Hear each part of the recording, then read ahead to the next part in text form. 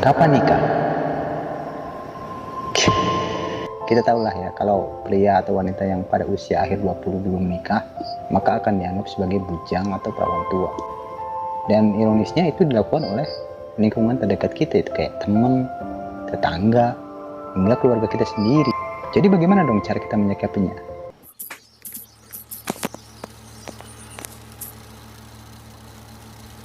Saya bukan ahli di bidang ini ya. Saya bahkan tidak punya latar belakang keilmuan soal ini. Saya bahas ini justru dari sudut pandang orang pertama atau orang yang mengalaminya.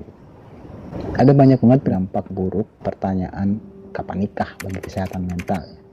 Mulai dari murung, depresi, dilarikan ke rumah sakit, hingga tindakan ekstrim seperti mengancam akan membunuh orang dan lain-lain. Ya berarti ini masalah serius dong. Ya kan respon setiap orang dalam memahami masalah kan beda-beda. Kayak aku mungkin bisa cuek, tapi yang lain gimana? Ya kan? Masalahnya orang-orang yang aware atau orang-orang yang peduli akan masalah ini itu justru orang yang mengalaminya itu atau korban. Sementara hanya sedikit pelaku atau yang melakukan pertanyaan tersebut itu peduli, bro. Kebanyakan orang yang nanya kayak gitu kan itu orang-orang yang udah nikah atau mama dan bapak-bapak yang mungkin secara literasi kurang gitu. Terlepas dari banyaknya dampak buruk terhadap hal tersebut, ya gimana? Orang mereka nontonnya sinetron. sorry. Gua nggak bermaksud menyamaratakan kalau orang yang nonton sinetron tuh kurang wawasan ya. Ya mungkin beberapa gitu. Oke, terus gimana nih? Kita mesti jawab apa nih? Ya semua jawaban kita akan dianggap alasan atau apa ya, pembenaran atas dosa besar kita karena belum menikah gitu. Ya kan? Mau jawab aku lagi dahuluin karir nih atau aku lagi dahuluin pendidikan gitu. Ya kita tetap dibully, serius. Apalagi yang kayak jawaban yang kayak gini, misal aku lagi berusaha mengenal diriku lebih dalam dulu. Bro, itu kita bakalan dibantai kalau kayak gitu, seriusan. Sebenarnya mereka yang nanya kayak itu juga nggak sepenuhnya salah juga kan, selalu ada dampak positif gitu. Misalnya mereka nanya, bro, lo kapan nikahnya? Terus gue jawab, emang lo mau nyariin jodoh ke gue? Terus dia nyariin tuh temennya ada yang lagi nyari juga. Nah dari situ akhirnya kita ketemu gitu. Nah itu kan dampak positif, ya kan?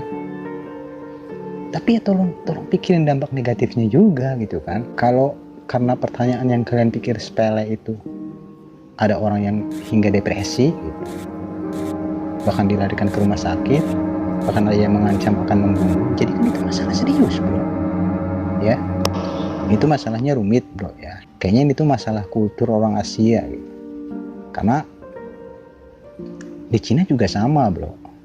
Cuman beda istilah aja gitu. Kalau di Cina tuh istilah perawan tua tuh disebut dengan sheng atau wanita sisa ya. Sedangkan bujang lapuk itu disebut dengan guanggun atau cabang tunggal karena nggak ngelanjutin keturunan gitu. Dan puncaknya adalah presiden wanita pertama Taiwan tuh yang sekarang lagi rame sama Xi Jinping sama Biden juga gitu, Tsai Ing-wen ya, ketika dia terpilih jadi presiden pada 2016 dia tuh berusia 59 tahun dan pada saat menjabat dia dikritik karena belum memiliki suami, belum memiliki anak. Dan dia dicap sebagai wanita sisa, bro. Selain ini masalah kultur, ini juga tentang dogma agama, bro ya. Tentang norma-norma di masyarakat gitu. Sebagian masyarakat kita kan berpendapat jika pernikahan adalah puncak kebahagiaan seorang manusia gitu. Padahal definisi kebahagiaan itu kan tidak sesederhana itu, ada luas banget gitu. Dan aku buat video ini tuh bukan untuk kampanye anti nikah ya, justru sebaliknya gitu. Jadi apa yang mesti kita lakuin ya, atau menyikapi pertanyaan-pertanyaan seperti itu ya. Ya, kita tuh nggak bisa maksa orang lain untuk tidak menilai kita gitu. Itu di luar kendali kita gitu. Sekalipun kata-katanya itu menyakitkan. Dan ironisnya kadang kata-kata itu tuh benar. Ya, kita nggak bisa serta-merta nyalahin mereka gitu. Justru kita yang mesti introspeksi. Sedih ya emang, menyakitkan. Ya kita emang hidup dalam stigma kalau semakin tua semakin kehilangan harga dan gak akan ada yang mau beli gitu.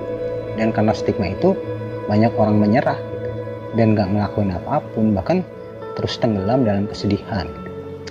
Ya aku pernah ngalamin fase ini gitu, dan aku coba cari tahu solusinya ya, karena aku bodoh, aku taunya cuma YouTube.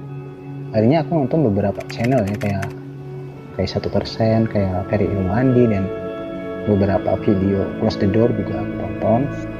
Karena waktu itu aku cemas tentang banyak hal ya, kayak kapan aku nikah, aku takut kehabisan waktu, dan terus kapan aku kaya, kenapa orang lain bisa kok aku gini-gini aja, yang akhirnya bikin aku nggak bahagia, bro. Dari beberapa video yang aku tonton, akhirnya aku belajar tentang penerimaan diri, tentang ekspektasi.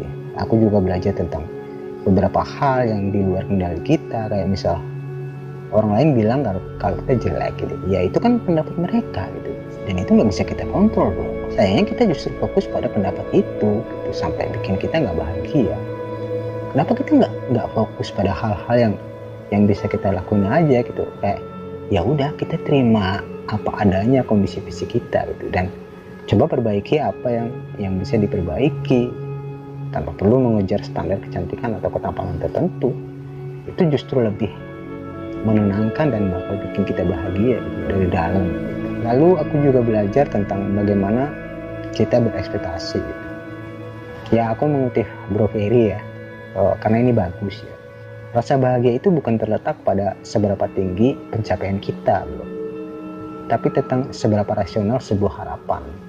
Ya misal gini, kita mengharapkan 1000 gitu ya, terus kita dapat 450, ya kita bakalan kecewa dong, ya kan?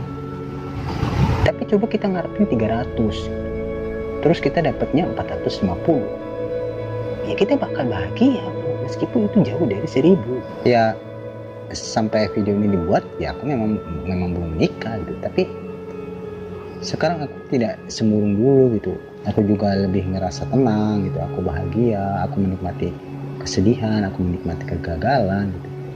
Hingga yang paling penting ya misi mencari cintaku tuh nggak terganggu oleh kesedihan yang berujung kayak dulu gitu. Dan juga aku jadi punya kesempatan untuk membangun channel ini gitu, menikmati prosesnya. Ya kalaupun nantinya gagal, I'm going back to the start, bro, because ya hidup kan terus berjalan gitu. Kita nggak bisa berhenti karena satu masalah, dan